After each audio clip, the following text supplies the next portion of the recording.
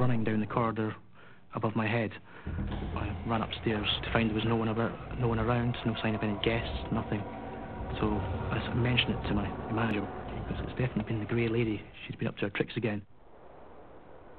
The hotel owners don't blame the Grey Lady for lashing out. The Grey Lady wanted to obviously hang on to what she had, and is angry and embittered by the fact that this love, this passion was torn apart so violently.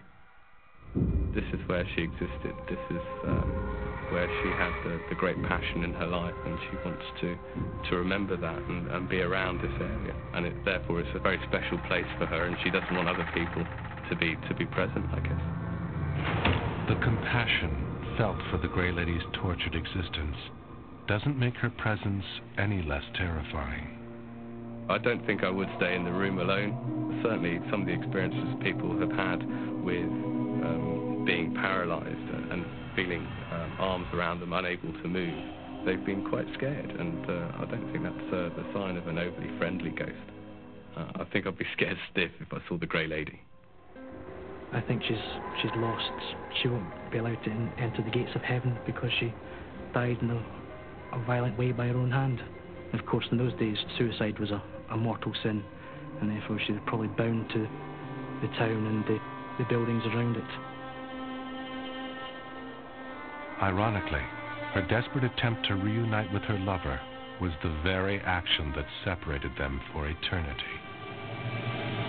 Monk was at peace with himself and read the last rites before he died as well, and therefore was willing to go onwards and upwards to heaven. But the Grey Lady is bound forever to Dryborough, the site of both her unholy love and final transgression. And it is her presence that makes hotel guests and staff feel like they are never quite alone. There's definitely something about that room, 216, definitely.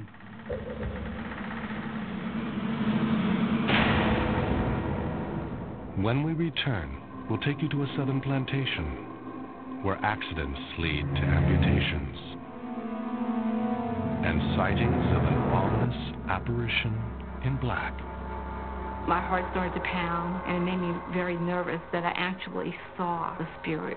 I actually saw her.